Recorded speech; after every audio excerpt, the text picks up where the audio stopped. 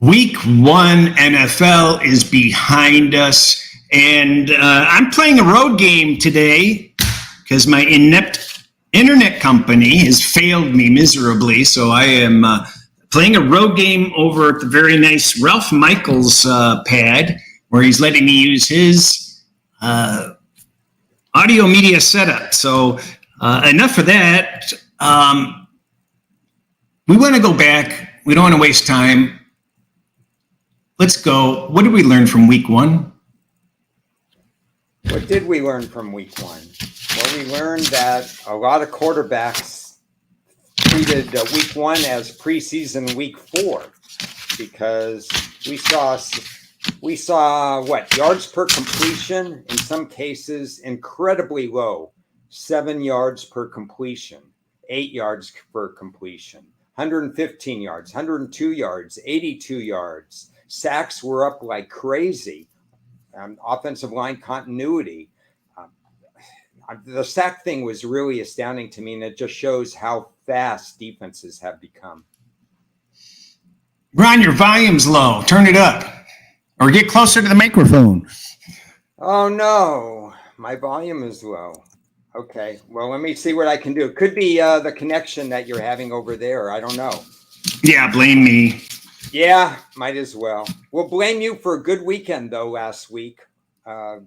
Congratulations. You analyzed week 1 very nicely, worked through all the garbage and the minutia, and every week's another challenge, but you got to look back and see that one was pretty good. Yeah, it is. It feels good to have done that. It did well in the contest, and but you're only as good as your next bet. So the Lions and the Chiefs, I don't think we learned a thing. We didn't expect to learn anything. I don't think we learned anything. And would you disagree? For the Lions? No, I didn't learn anything in that game. Obviously, the Lions were playing without, or the Chiefs were playing without 2 key players. Could have gone either way. Certainly no adjustment on my part.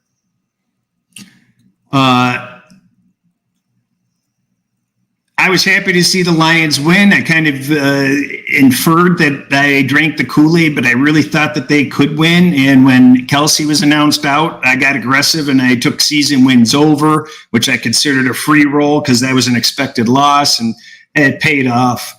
Carolina, Atlanta, we did not expect to learn anything or make any major adjustments on my side. I'm going to stand by that. Carolina lost by 2 touchdowns, but for various reasons, I'm not downgrading them, and I'm not upgrading Atlanta. How about you? No, I made no changes in that one. A little disappointed in Atlanta, again, not getting to the opposing quarterback. Even so, Bryce Young looked like a rookie in his first start. Teams played as expected, kind of a low-scoring game.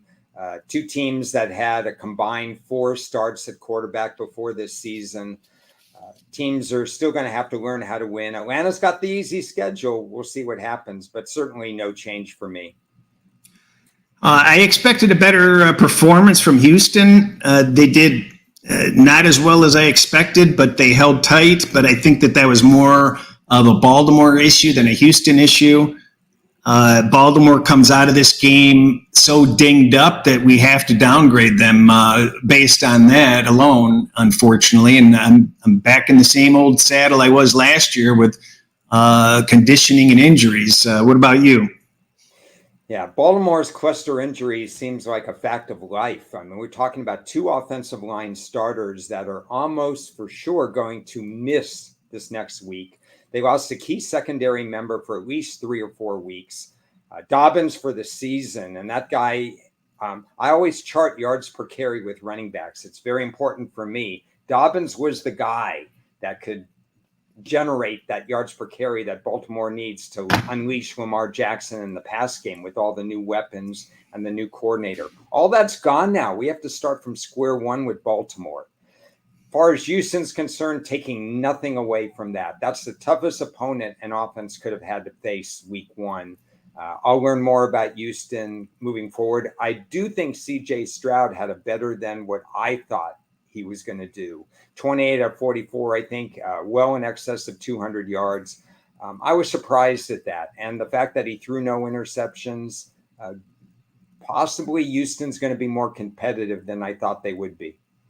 Yeah, I'm disappointed. I did use a contest entry on Houston plus 10.5, and I thought it would come within that 10-point range. Jacksonville Colts, wild game, crazy happenings. Colts did not get the cover, but I'm not changing any. I don't think we learned anything about these teams, frankly. I did not learn a thing about it. We knew Jacksonville on the road with higher expectations. It wasn't going to be a cakewalk. And, it's Indy's first game with a very raw quarterback. Impressed that he was able to extend plays. Know he's going to miss a few wide open targets because he had 13 college starts. But all in all, no changes for me. Tampa Bay and the Vikings. I avoided those Vikings teasers. Something smelled off about this game. I think we discussed that Tampa Bay is going to, you actually used the word pesky, and would not just be the laydowns. And you were right. And I thought it could possibly go that way. Didn't expect the outright victory. I thought Tampa was able to do this, so I'm not upgrading them. And the Vikings, I'm not going to ding them down quite yet, but certainly some concern. Yeah, we talked about this last week, and especially as the week went on, we're starting to think that because Minnesota didn't have a shutdown defense, they were vulnerable in this game. The odds certainly came down, made it no chance for me to get involved in this particular game. What I learned about Tampa is that they're a veteran team. And with Baker Mayfield, it's a low ceiling, but it's also a very high floor. And they could hang with a team like Minnesota, who has so many defensive question marks. Now, should Minnesota have won the game? Probably yes. All the Cousins' mistakes in the first quarter, -3 turnovers. That was an issue. So Minnesota was probably the better team. But what I learned about Tampa is that maybe I was a little too low on them, because I think with the experience on their team and with Baker Mayfield, a veteran quarterback who knows what he can do, and he doesn't, let's say he wouldn't have been like Josh Allen yesterday, in that I think Baker knows his limitations a little bit more. And I think they're going to hang in some games. So I will upgrade Tampa just a little because I was lower on them to begin with.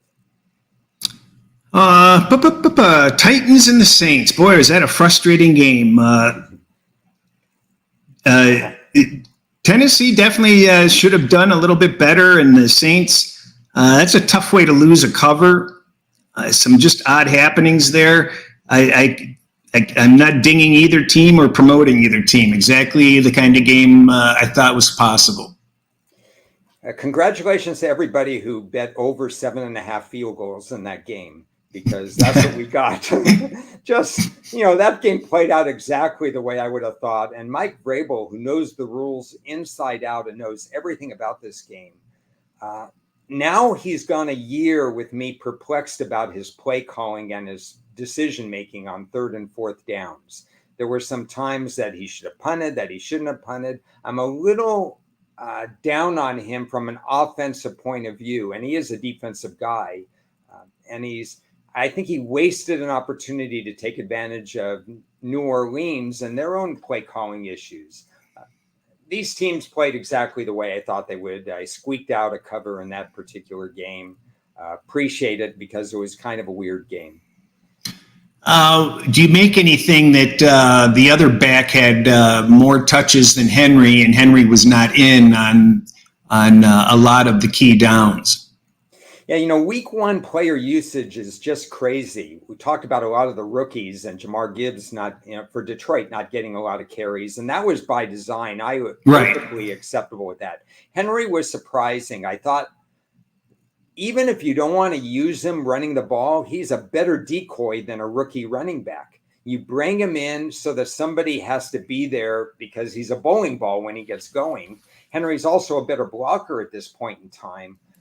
I think it was poor management, and I think he made some comments. The coach made some comments. Look for increased usage right away because the team recognizes this, and he's going to get 19, 20 carries again this coming week. Yeah, who would he stack up Tannehill's poor performance to? The fact that he's regressing, the fact that his receivers are relatively new to the team and not running perfect routes, the fact that his offensive line is a little bit below average. A lot of factors there. They need Henry to set up the run game, but Tannehill is to the point where I think we know this is his last year in Tennessee. And one of those two guys that they drafted in 2022 or 2023, they better step up because I do not expect Tannehill to be there this year. I think Tannehill's value this year was supposedly that the other guys in the league, Houston and Indianapolis, they're so young at quarterback that Tennessee could sneak into the playoffs this year. But now I don't know. They have to play a little bit better. We know they're going to hang tough, but are they going to win the close games? That's the question. I kind of got the banana in the tailpipe feeling about the Steelers, and I didn't end up using them in the contest. But I certainly felt that they would be able to stay within teaser range, and that was, a lofty goal. 49ers came to play. They were impressive. The Steelers dinged up heavily. They gave up the run in bushels. A lot of concern there with the Pittsburgh team right now. I didn't think we'd learn anything on this, but it's hard not to tick the 49ers up just a tad and ding the Steelers just a little bit. Yeah, interesting game. Certainly unexpected from my end since I had the Steelers in the particular game.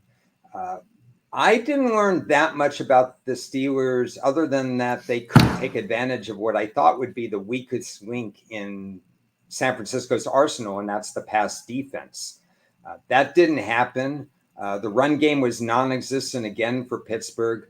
But my takeaway from this game was McCaffrey is probably the best non-quarterback person out there as far as if you're looking at MVP status right now. I mean, that guy did everything. He was unstoppable, even from a Pittsburgh team that looked like they were prepared going into the season. I was extremely impressed with San Francisco, and I did move up San Francisco 30-7 on playing at Pittsburgh, veteran team, fired on all cylinders. Brock Purdy looked like he hadn't even been hurt. And we were worried about what his status was going to be week one. The defense didn't seem to miss a beat. I think San Francisco's performance was the best performance of any team this past Sunday, and I can't discount it. And one of the first time of many of this season, I was amazingly impressed by the San Francisco receiver. The name escapes me at the moment. Brandon Ayuk. Yeah, Ayuk. Monster job. He not only did he do it on with the ball, but he made some incredible plays, opening up the field for others that had the ball. Some very excellent play. Yeah, it's a luxury for a team to have a guy like Deebo Samuel who could break games on his own, a guy like George Kittle who's a top 3 tight end. Ayuk is coming on by leaps and bounds. And then you have McCaffrey in the backfield who's more than just a runner. I mean, when you have 4 targets like that, it is absolutely crazy, the embarrassment of riches and the game planning that could go on. Arizona, Washington, that was about what I expected out of that game. Can't really learn anything. Arizona didn't come to lay down. Washington didn't show up in force and show that they're anything more than what a lot of people felt they would, sort of an also-ran. So a nothing burger game for me. Yeah, I can't say too much about this. Disappointed in Sam Howell. Let's put it that way. Yes. Very disappointed. He went right back to earth against an Arizona team that doesn't have a lot of talent, but obviously 0-0 week one, you know they're going to be trying. And it was as if Sam Howell hadn't played the game of football, and I know he made a couple of good throws, but very inconsistent. Let's talk about your Bears. Yeah, my Bears laid an egg. Obviously, I was wrong on that game. We did talk on Friday. Obviously, I thought Green Bay would win more games this year. I thought Chicago would not be that good this year. But in this game, this situation, I thought the cards were in their favor. I'm disappointed in the coaching staff.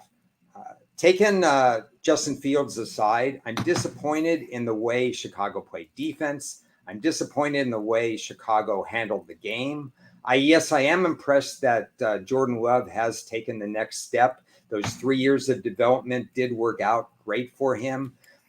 But I really got to say, this Chicago team, it was more than Justin Fields. It was the whole team that let down in a situation that I thought they had to have and that they were ready to go. This is a problem for me. And I don't want to overreact because I don't want to be one of those guys that say, wow, I expected so much from Chicago, so now I'm going to fade them the rest of the year. It's just that this is warning bells all over the place for me, saying that if I don't see better coaching from this team, I have a problem. That makes sense. I did drink some of your Bears Kool-Aid and kind of backed off of my luster for the Packers, but I just didn't bet them as hard as I would have because you made just some good points, and I agree with what you said. The Raiders and the Broncos, I actually came around, and as time went by throughout the week, realized that the Raiders were going to be a very solid play. Here, I regretted not having more +4, +4.5.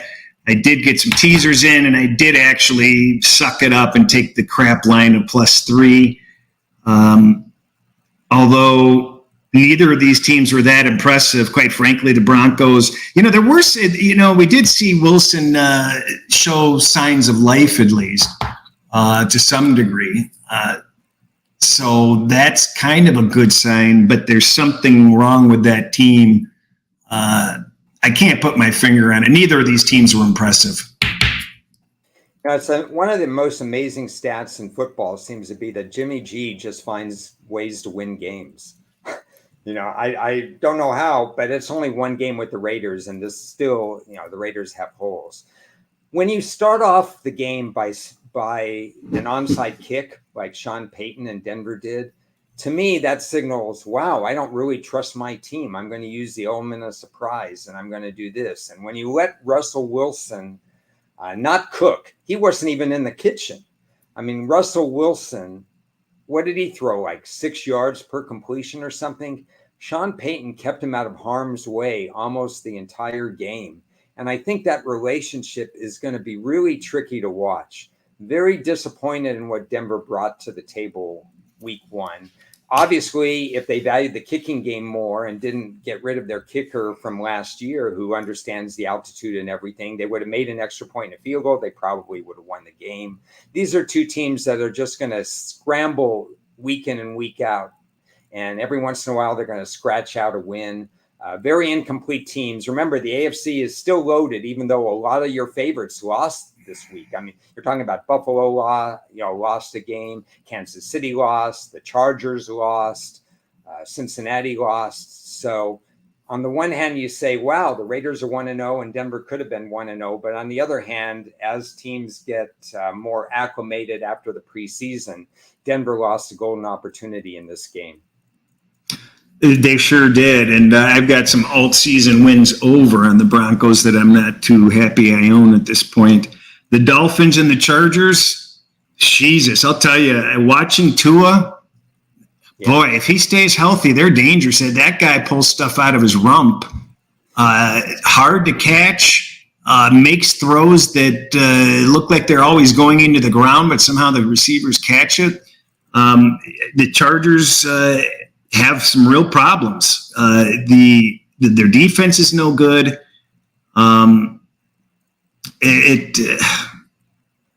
I expected more out of the Chargers. The Miami I thought could play that well. I'm not dinging either team yet. I think we need to just get another win, another game under their belt. But the Chargers were disappointing a little bit. Yeah, we talked about how good a game this would be to watch, and it sure was. It was pretty exciting. You got two quarterbacks who could, even if these defenses were a little better, would still probably put up numbers. These were two quarterbacks that were ready to go. Tua, speed kills, and Miami's built for speed. And you run those slant patterns over the middle, and Tyreek Hill, 215 yards, all those catches. Obviously, the Chargers coaching staff is still not what we would call the greatest coaching staff in the world. And so in a toss-up game, you take Miami's coaching staff over the Chargers coaching staff. If Tua can stay healthy all 17 games, and this is something we talked about, they're a playoff team. There's no question about it. And maybe the NFC's, the AFC's winner now with the issues that just happened with the Jets. On the other hand, the Chargers are a playoff team too. But if they're going to lose more close games than they win, they're going to settle for second best in the division. So I think both these teams are good. They're not quite great yet.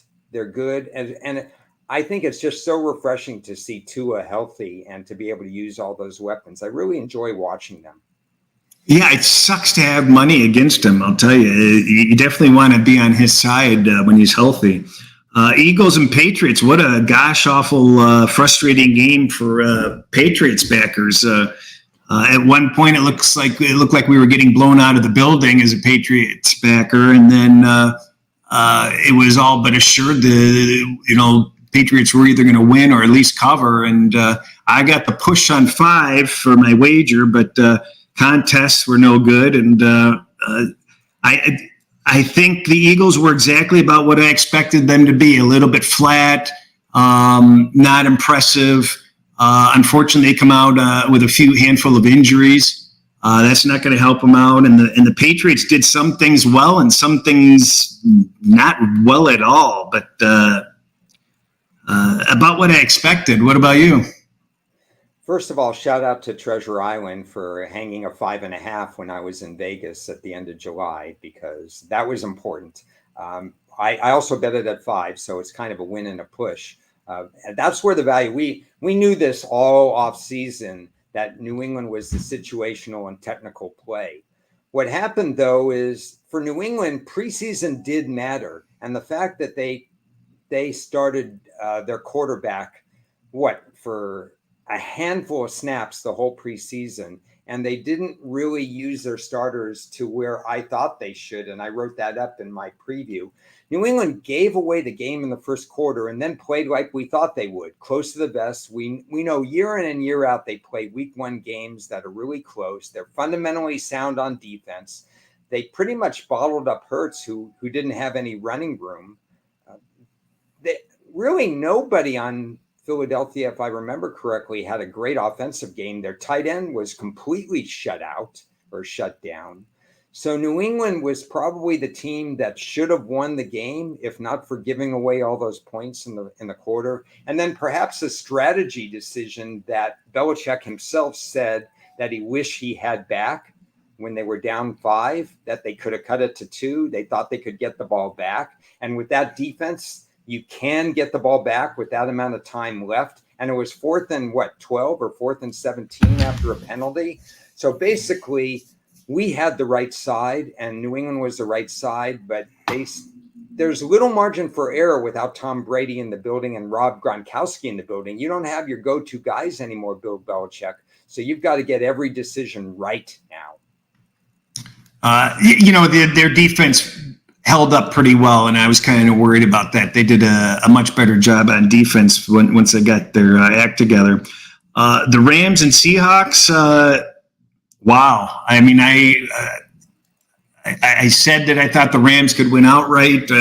I wavered on that when we knew Kupp was out, but I still thought they would still be a cover, but this says more about Seattle than it does the Rams. Wouldn't you agree? Well, first of all, good tab on your part. You really nailed this particular game. I stayed on the sidelines. I thought the Rams had value in the point spread according to my power numbers, but I just couldn't back them week one. They didn't show anything. But what I learned from this game, and I did bump up the Rams number, is that Matthew Stafford, even though he didn't play in the preseason, may be the healthiest he's been in 3 years. And a healthy Matthew Stafford automatically makes him a strong NFC quarterback if you compare him to the rest of the NFC quarterbacks. If he stays healthy, I expect defensive regression from the Rams. I don't know what happened to Seattle. Geno Smith came back to earth, whatever the case may be. But on offense, if Stafford is relevant, and considering he used a rookie receiver as his focal point, and that guy was drafted on the third day, I think. So that really elevates the Rams for me, even though I already thought there was some value in the point spread. And we'll talk about the Rams in San Francisco coming up later, on Friday. Who's the best quarterback in the NFC? Well, Stafford put himself in the discussion. I think Jalen Hurts is going to be the best for a lot of people, but he has a year and a half of stats sheet, whereas Stafford has done this for a decade. Kirk Cousins, Stafford and Cousins, you'd take Stafford if he was healthy, if he throws like this. It's, Stafford really elevated himself right away. I think in his current shape, he's the number one quarterback in the NFC at the moment. Cowboys, Giants, boy, what a disaster. The Dallas came to play. The Giants shot themselves in the foot. They've got no offensive line. Where do they go from here? Well, this was probably my one regret of last week. And that's not taking the Cowboys, knowing that they have the great history there, knowing that the Giants were exposed by every offensive team they played last year. Didn't necessarily get better, even though I love their draft. They still started 2 rookies, including a 6th-round draft choice in the secondary. And then Daniel Jones was pressured with Dallas, the number 2 sack team in the NFL, and was the offensive line of the Giants, no match for him. Daniel Jones reverted back to internal clock management, internal clock issues in terms of evading the rush, and it was a no contest. These teams are just light years apart from each other right now. The Bills and the Jets. I think that Jets defense is for real. I think we learned that. Allen better get his act together. That was embarrassing. I mean, that whole game is on his errors, and I don't know how the hell the Jets, stayed within the teaser, let alone won the game. But thank goodness they did. Are you docking the Bills yet, or are you going to give them a free pass? I'm giving them a free pass because I think, but I'm not giving their head coach a free pass. When Rodgers left the game, it's just crazy the fact that they didn't go into mode where you would burn clock, run, take Josh Allen's crazy throws away from him. And, certainly it could have been 13-3 and lights out.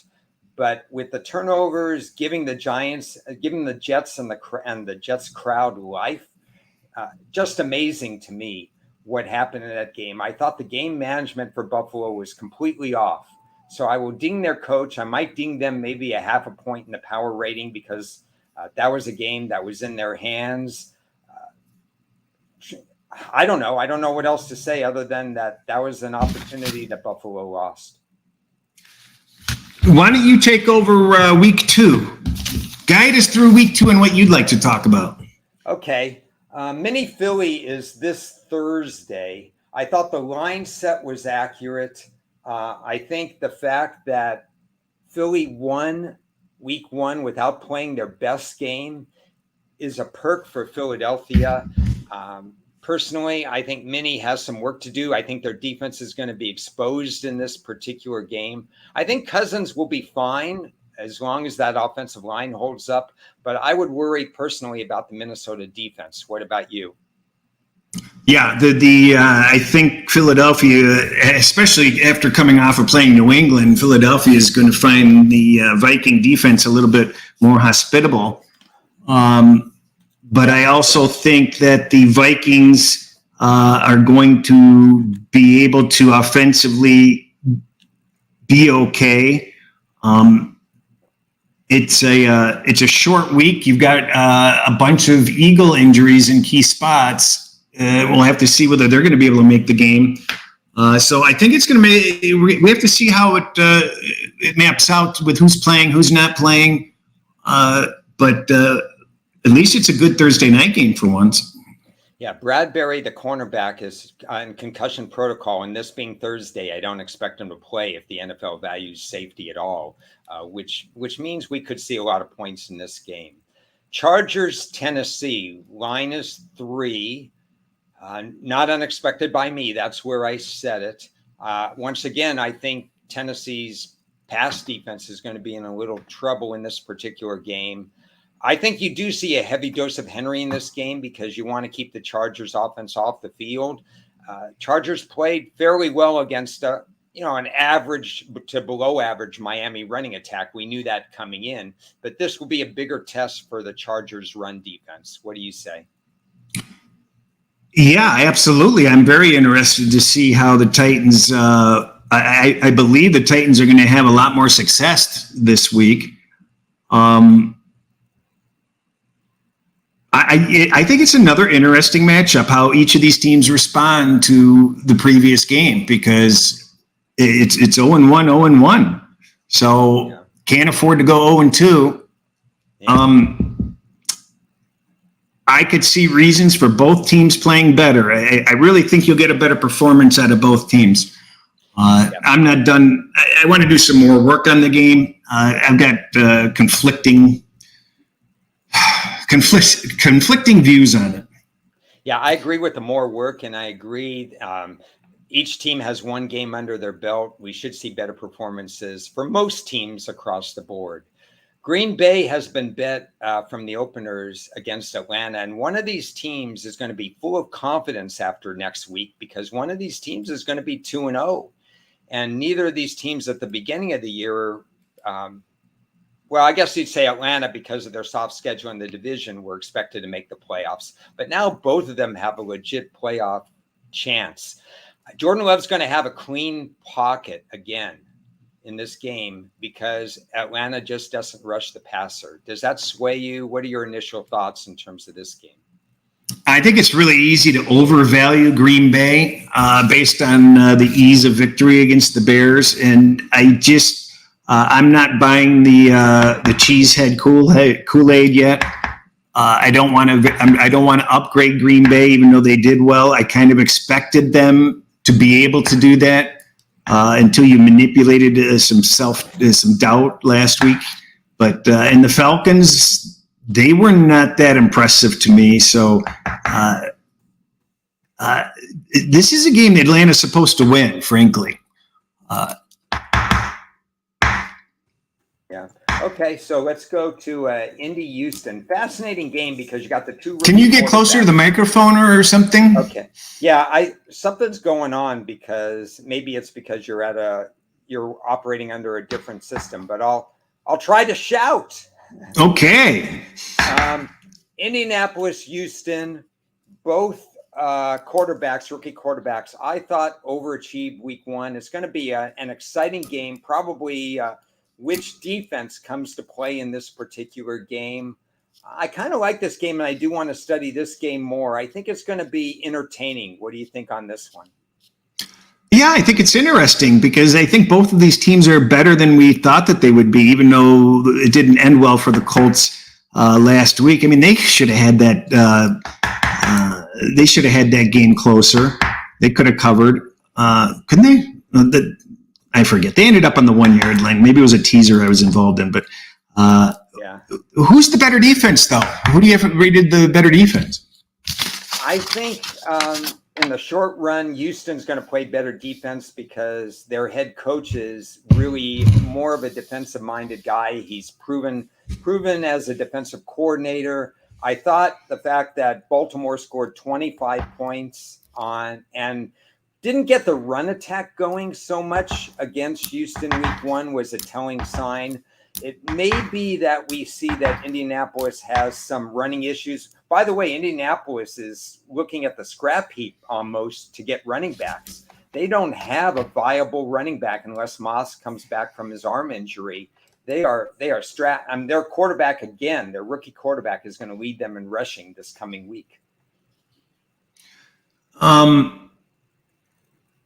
Seattle, Detroit is next.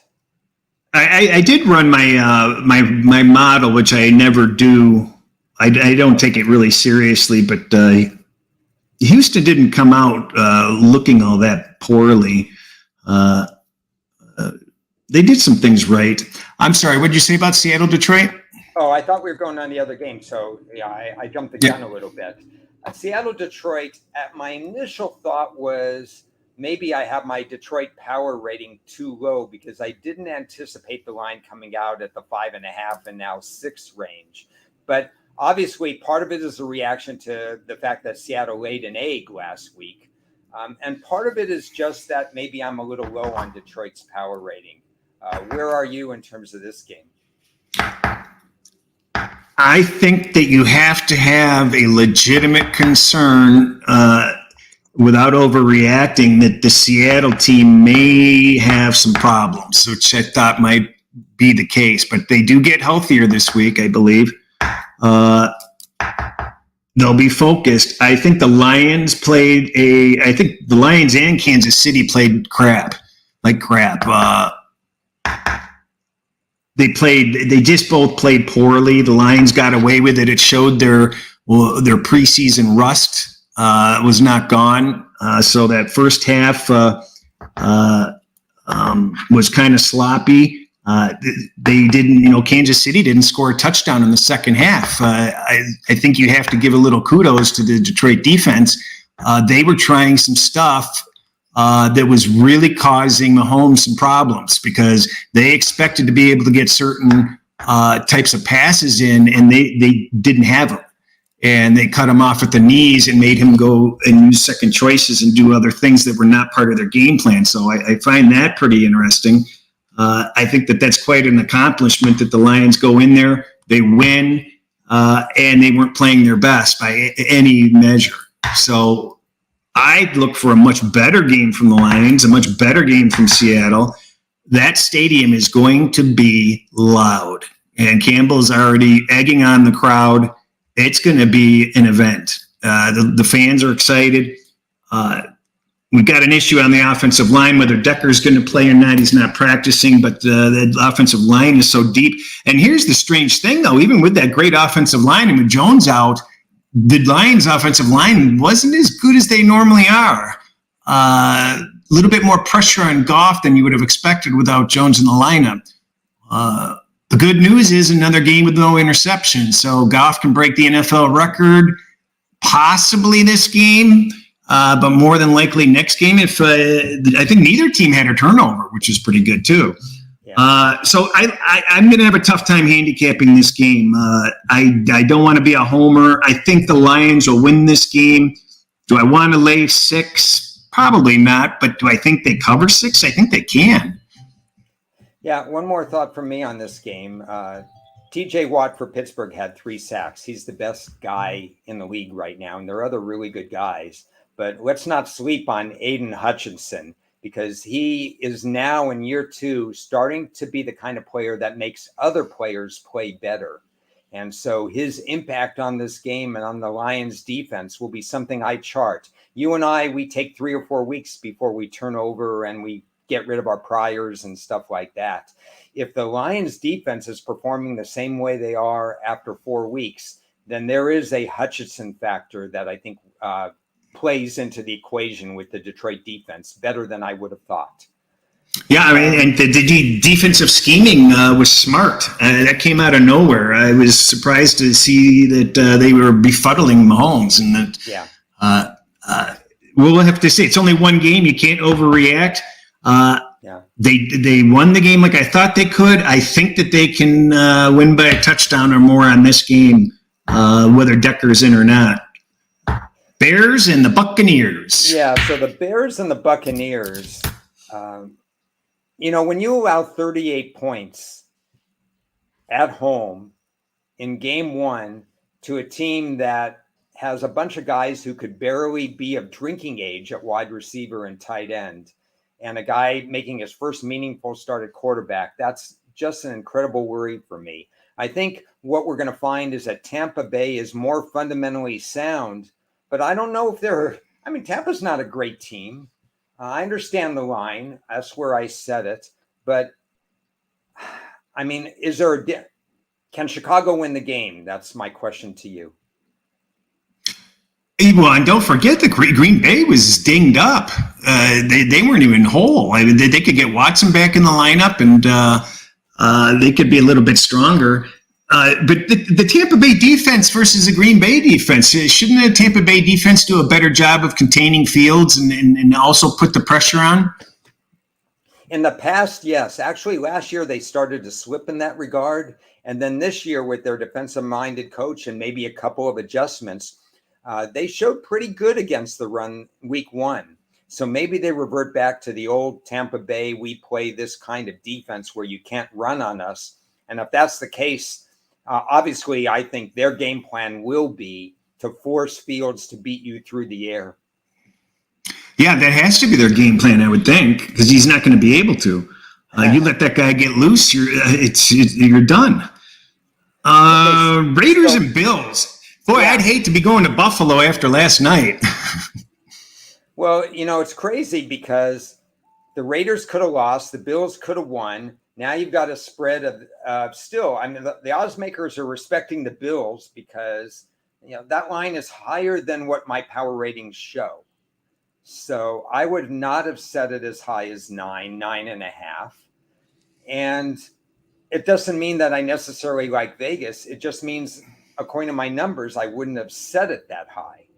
So because of that, I have to take a deeper dive into what can Buffalo do better that justifies a line of 9 and 9.5. Yeah, what? Well, tell me, what can they do better? They could trust their run a little bit more. James Cook looked like he could get some holes in the Jets defense. Why are you testing Sauce Gardner and the rest of the defense so often when you're leading by a touchdown and the run game is open? I think they could do a better job at utilizing their 2 tight end system. They never ran 2 tight ends last year, and now they are with Kincaid, who's a hybrid wide receiver tight end rookie. So you feature him, but you didn't really use him for the 3rd and short stuff that you could get the simple pass to a bigger target and not have Josh Allen throw into coverage. Well, last year, I think they ran 4% 2 tight ends. And then this week, they were by far number 1, over 65 or 70%. A huge shift for them. And then you mentioned Gardner. The first 5 times he threw on Gardner, the guy caught the ball. Gardner was a whiff the first 5 times, and those were nice gains. I don't know what happened after that because I couldn't watch the game anymore. I was so stressed out. So, my instinct is that that's too many points, and I always remember it just seems, and I can be wrong, but it just seems like there's always those early season Raider East Coast trips where you're writing them off for dead, and they're huge underdogs, and they somehow show up and play. It doesn't it seem like that happens every year? Well, especially if you got a team 1-0 that thinks that they're going to do something and thinks that they've been disrespected. So why wouldn't Vegas put out their best effort in this particular game? Being that Jimmy G used to be in that division, he's familiar with Buffalo. He's played in that stadium, or at least he's been in that stadium, so he knows that. So if Buffalo does blow them out, it's not because they're not familiar with the surroundings, that they're not on their best behavior in terms of their game and focus. The Raiders are going to be focused. Now we have to figure out if they're good enough. Yeah, I agree.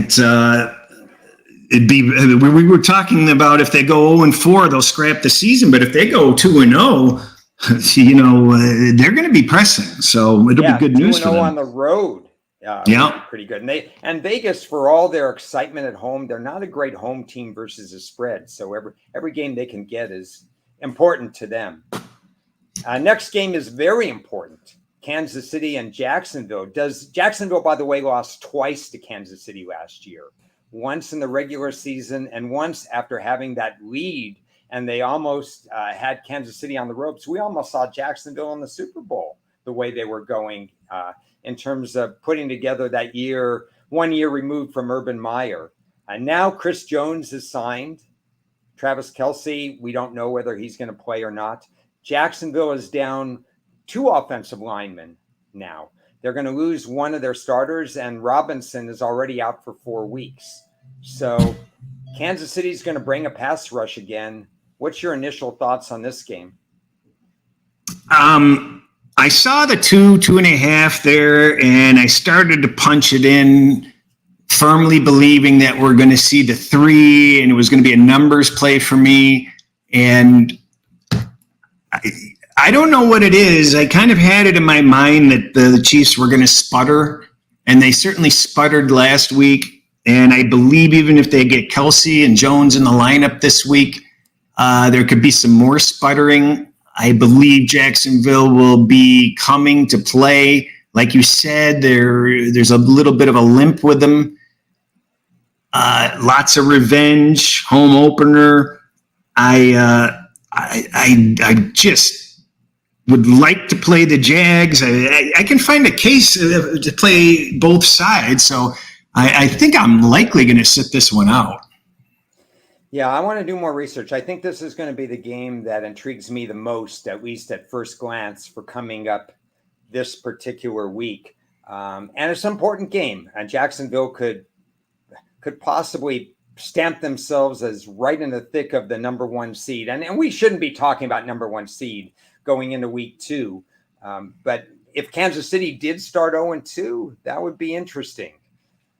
Especially with the way they've... Yeah, I don't know if we should talk about Baltimore-Cincy too much, because that's going to be a Sports USA game on Friday. That's one of the 2. Let's leave that. There's so much going on with that game and the injuries and such. It's better to talk about on Friday anyway. So I agree. Yeah, let's skip it. Let's go right to the fascinating, scintillating game. New York Giants at Arizona. Crowd's going to be wild. Super Bowl on the line. The Giants just came off of a 40-0 whitewash. They didn't look the part at all. Arizona hung with Washington.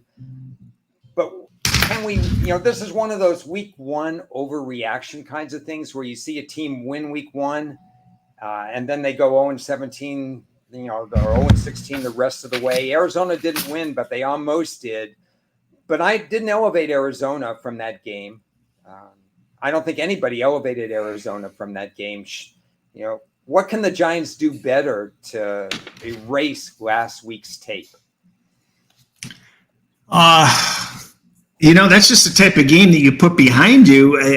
I didn't watch any of the game. I just listened to the Twitter rants, and I'm just surprised that you come in so unprepared and listless against a rival like that. And there was something wrong with that game because it was a home underdog divisional opponent.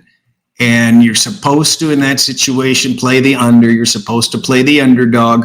And there were some indicators of reasons why you don't. And sure enough, those alarm bells were right. And it just kind of surprised me.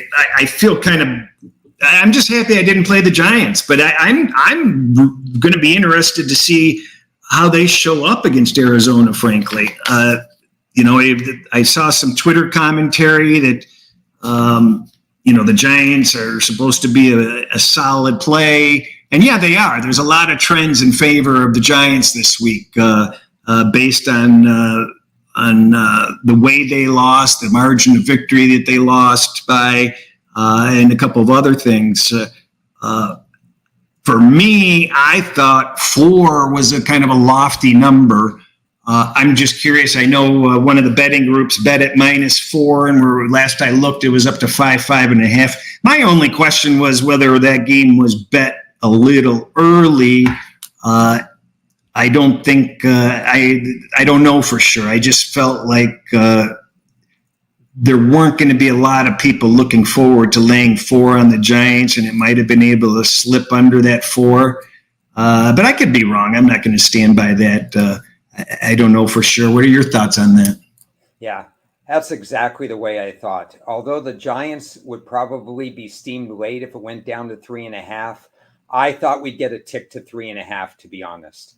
Yeah, My power rating support 4.5, but I thought we'd get a tick down. I mean, when you have a game that's on national TV, a standalone game, and they score 0 points, 40-0, people usually don't rush to the window to say, I've got to have that team that scored 0 points with Daniel Jones, the quarterback. I've got to have that team.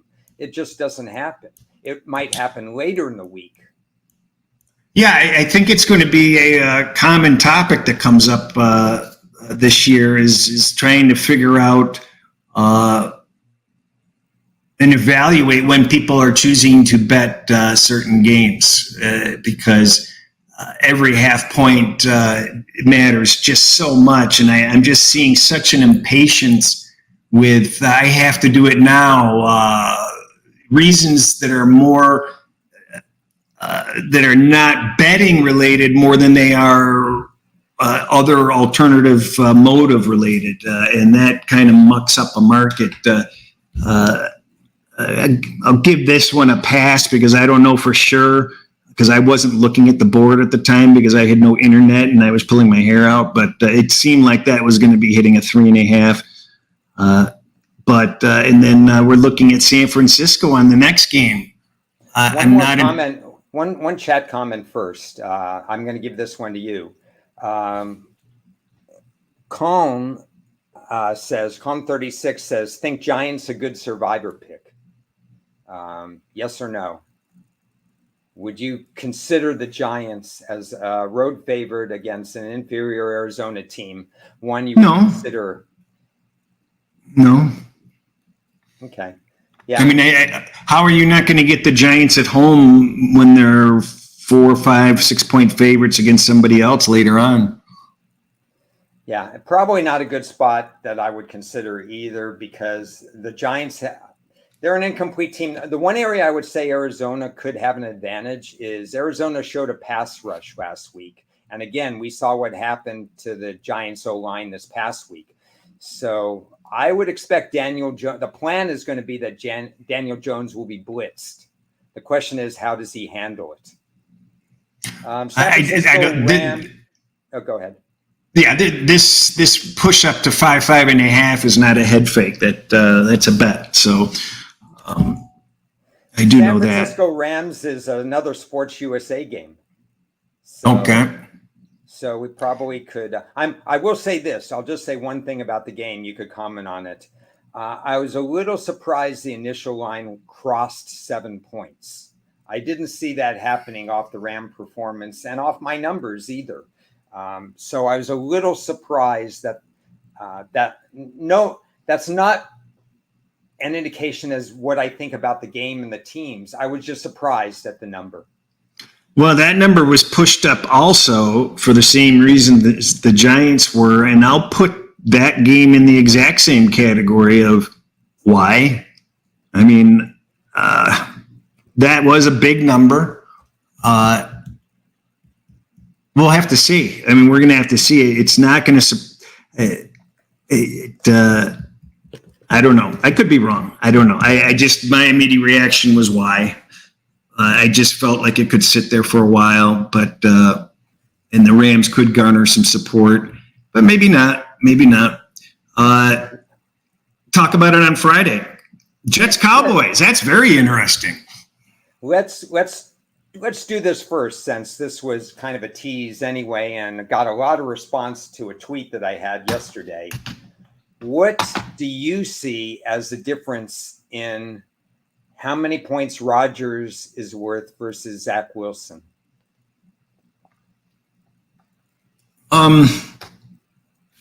I know what one notable person said.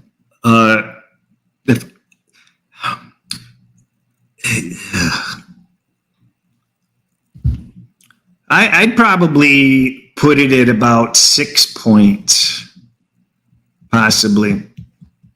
It's not quite a touchdown. I'd probably say 5 to 6 points. That's the prevailing opinion. But wait a minute. We don't know for sure because Rodgers wasn't comfortable with that team. He hadn't settled in. we knew right away Rodgers' face, he was already pissed. He had already been rushed 2 or 3 times before he went down, I forget. And they just found the backfield instantly. And I remember thinking before he had the injury, I'm like, oh my God, this could be ugly here.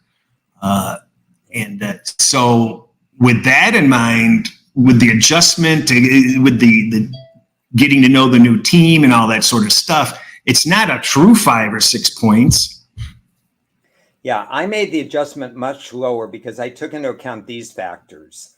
Was there a difference in quarterback mobility between your first string quarterback and your second string quarterback? In this case, it's probably a little bit of an advantage to have Zach Wilson's speed versus Aaron Rodgers' reluctance to lead the pocket these days. What's your defense look like? Can your defense compensate the same way that when Teddy Bridgewater took over for Drew Brees, if you remember that New Orleans year? The New Orleans defense compensated and they went undefeated with Teddy Bridgewater off his own injury coming in and not only held up the fort, but he did better than that. The Dallas defense compensated last year when Dak Prescott went down and they won with Cooper Rush. Remember, they won all those games, weeks 2, 3, 4, 5. When Dak came back, he was rusty and he threw all those interceptions. And the other issue I would come into play, well, that's the big one, was the Dallas defense. I think the one issue in favor of saying that there's a gap between the two is who do you trust in the fourth quarter? And you'd probably trust Aaron Rodgers making the right read. And the turnover margin would greatly favor Aaron Rodgers being turnover averse versus Zach Wilson throwing into coverage when he had to with a game on the line. But I actually made this initially a 3-point adjustment. I think based on the spread, there's been about a 5-point adjustment made by the books. Part of that is the court of public opinion. And part of that is just that they see more of a difference than I do. Now, obviously, I circle my power rating when such a tremendous injury or cluster injury happens. I have 2 or 3 teams circled with their power rating right now. And obviously, the Jets is one of them. But I will go into this very first game knowing it's Dallas, and Dallas is really good. But in general, I made a 3-point adjustment. I could see 3.5, but I can't see 5 right now. Well, I agree. I'm glad you brought up the defense because when I was pausing and thinking about it, that was my initial thought was, but this defense is so good that it's not the same. It's not apples and apples with an average team. The Jets have a shutdown defense, so that was my initial thought. Was well then. If you're going to give the offense more possessions, possibly, or you're going to get turnovers, that's going to compensate a little bit. But it's tough. We'll have to see. I like your comments. Very well said. Yeah, it's really a difference when the defense gets involved. And I have a feeling the game plan is going to be such that they're not going to want Zach Wilson to throw into coverage because they're going to trust their defense so much moving forward. So we'll see. It's fascinating. There's so much more we could say about that. But, we're going on with Washington and Denver. What are your thoughts there? I believe that that's the worst game on the board. Even though I do have a lot of interest in Wilson and seeing how they respond, I have to expect Denver gets the victory, and it'll probably be some boring game that I just don't have any interest in it. I just fully expect Denver to come away with this win, and it just doesn't interest me. I don't know why. Yeah, Sam Howell was so disappointing to me last week. And the fact that this game is not 3, but it's 3.5 off a sloppy Denver performance kind of tells me which side is going to win this game. We'll see if that's accurate or not accurate. But this, if anything, first team to 20. I mean, I don't know how either offense gets to 20 without help from their own defense. What is the total in this game? Roughly 38-ish. Yeah, I don't know how they're going to get over that. Yeah, it's very tough. According to some I'm trying to see where it opened. It might have opened a little higher. No, they're 39. What the? Oh, wait, I'm looking in the wrong place here. Hold on. Yeah, 38 and a half, 39. Yeah, look ahead was around 41, 41 and a half. This game's going to be a good one. Dolphins, Patriots. Yeah, if the Patriots lose 2 games at home to start the season, they're going to be going on. What's the thing? They're going to be without a paddle, whatever the term is. That's going to be a real problem. But on the other hand, Miami's comfortable. They play New England tough many a time. It's not going to be cold weather. Tua's in the zone. It's the fundamentally sound New England slow defense versus Miami's precision offense. So does fundamentally sound win, or does the fact that Tua unleashes Tyreek Hill win? It's a fascinating game. Well, I think the Patriots defense can really disrupt the tempo that Miami operates optimally. So that will be interesting.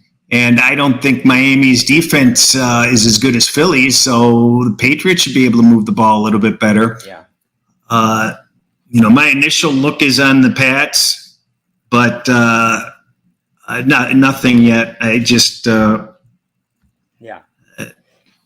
If the I don't line know. hits 3, I agree with one of the comments. It's kind of in the range where the line shouldn't be 3, even though it wouldn't shock me. It's one of those games where the line might be off, but it wouldn't shock me if Miami covered.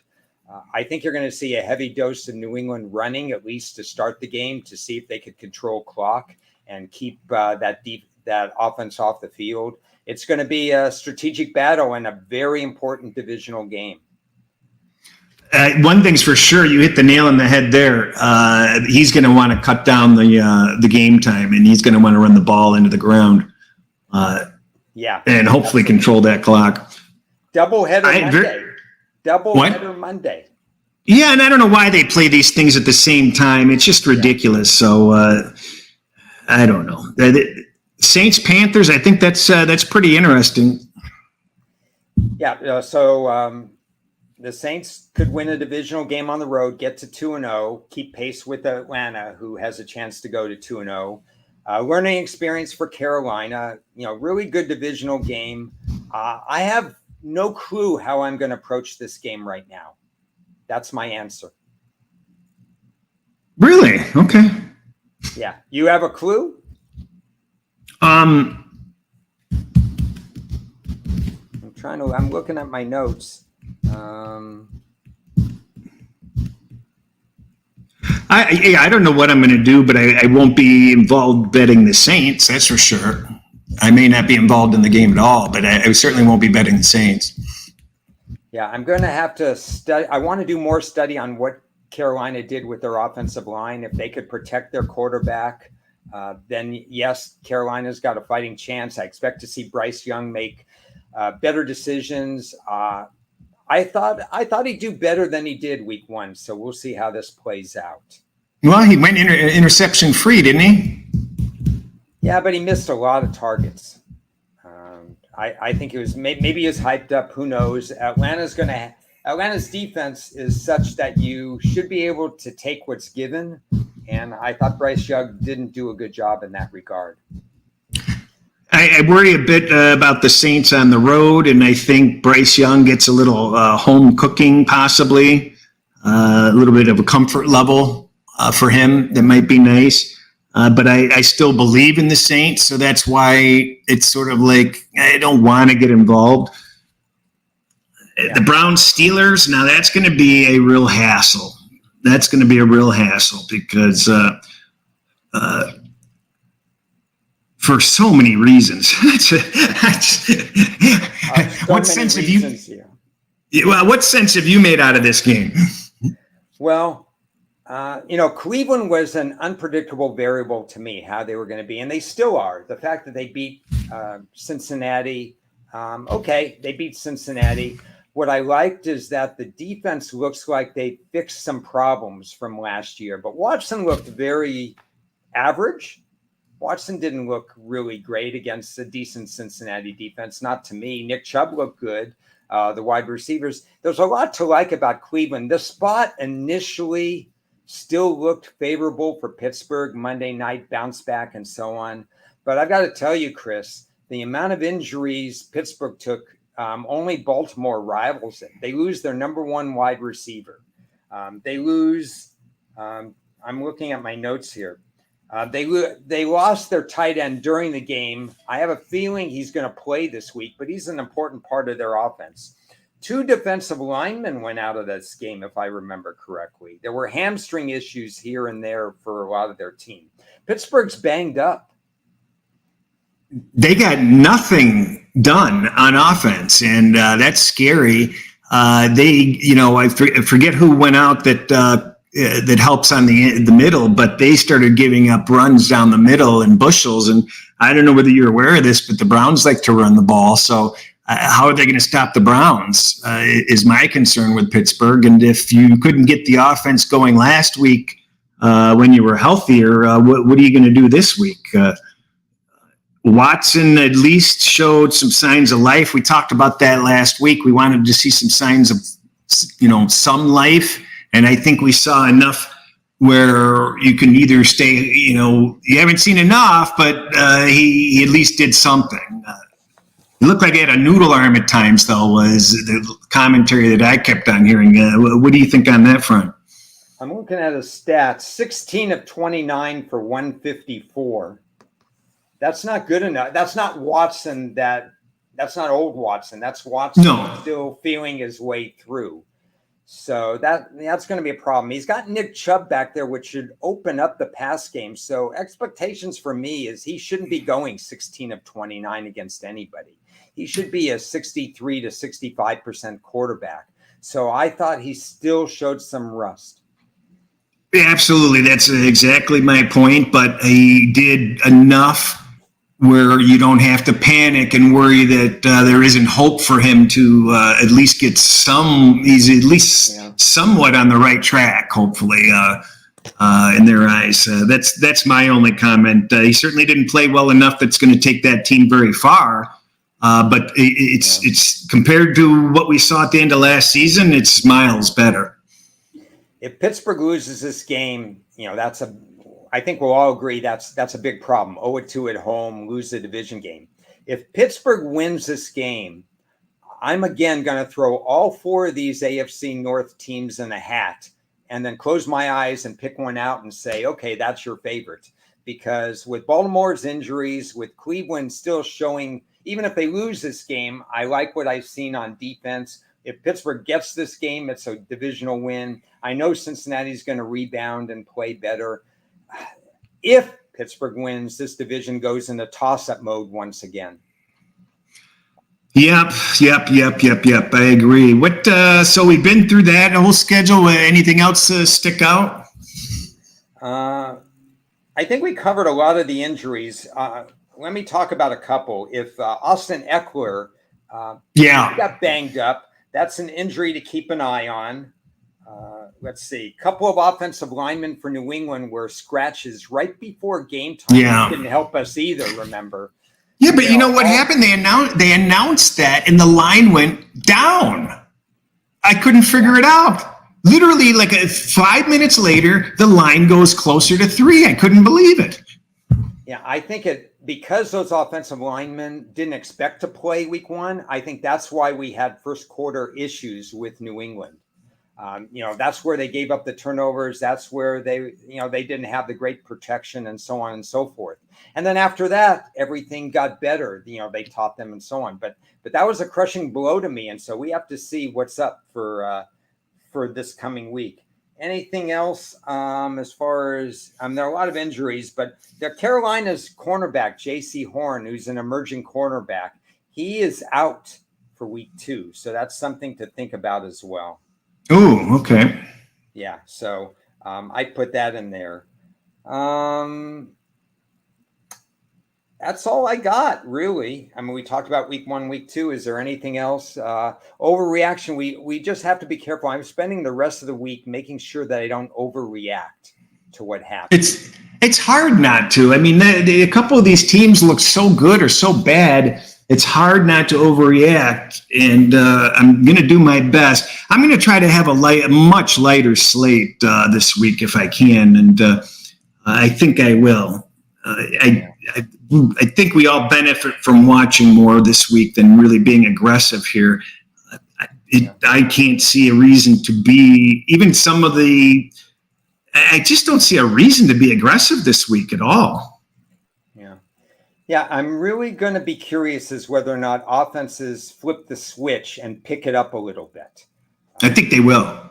Yeah, I think they will too, but I can't get past the fact that there were so many sacks week 1 that offenses and offensive lines, they may have to add another guy into pass protection. I think we're seeing across the board, defenses are getting faster.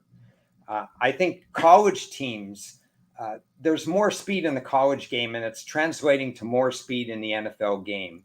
So if quarterback play is down again this week, I'm going to attribute it partly to rust, but also partly due to the fact that the next compensation that has to be made by offenses this time is to protect against speed rushers. I meant to say it earlier. It seemed like a lot of teams were basically in preseason mode. That the missed week of preseason mattered, and I think they need to play some of these guys a little bit more. What do you think about Richardson? I think Richardson is going to be kind of in the Justin Fields category in his first year. He's going to miss a lot of throws. He's going to extend a lot of plays. I love his attitude. I expect his accuracy to be the wrong side of 60%. Let me see really quickly what he was. Let's see. Did I mix? Was he the one that had no picks then? He played well. He gave them a chance to win against Tennessee. Because Russell said that Bryce Young did have 2 picks. Maybe I was thinking of Richardson that had no picks. Yeah.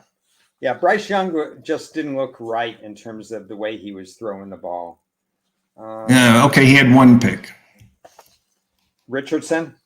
Yeah, 65%. Okay. Yeah, so I don't expect that to continue, the 24 of 37, unless he continues to throw short. He threw 5 times to running back Deion Jackson, 5 times for 14 yards in total. Richardson also ran the ball 10 times, which I expect to continue. For the most part, I expect Richardson to be below 60% in passing, but I also think he extends plays very well. And if it's 3rd and 9, I wouldn't be surprised if he runs for 9 yards and gets the first down. He's that kind of, he's athletic beyond belief, but he's going to be so raw in the pass game. Let's see, he plays Houston this week. It's going to be interesting to see what Houston throws at him. So I guess we could kind of summarize with attention to my pizza bet.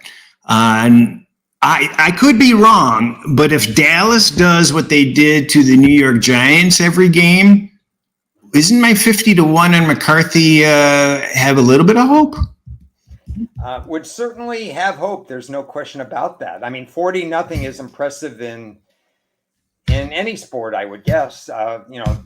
That's pretty good. And Dallas has every right to be considered the co-favorite with Philadelphia. I know in the betting markets, Philly is still the favorite to win the NFC East, but I would probably put them dead even. I don't know that I trust McCarthy, even though 50-1. That's a nice price, certainly. But I think Dallas is every bit as good as Philadelphia on the field. I agree, and I'm just kind of having fun with it. I just thought that was a value bet. I don't think he has much of a chance, but it was certainly better than 50-1. Appreciate everybody joining us. We're going to be back on Friday, focusing on 2 games. The San Francisco Rams game, right? San Francisco. We already know what the interviews are going to be for the first game, which is, what did I say? Oh, Cincinnati. Oh no, we have interviews for the second game. We have one of the better defensive backs for San Francisco in that game, and we have the rookie wide receiver who caught 10 passes for the Rams in game 1. I'll tweet that out later in the week. But don't sleep on this. The two guys that we interviewed, Chris Olave and Westbrook, they had great games week one. And we did this last year. Whenever they come on our show, they tend to have good games. So, I think it's, is it a coincidence? I don't know. Oh, come on. Are you auditioning for a late night infomercial salesman? Come on. Yeah, no, we're just trying to get views, but maybe Ted pumps them up and makes them feel so good that they play their best on game day.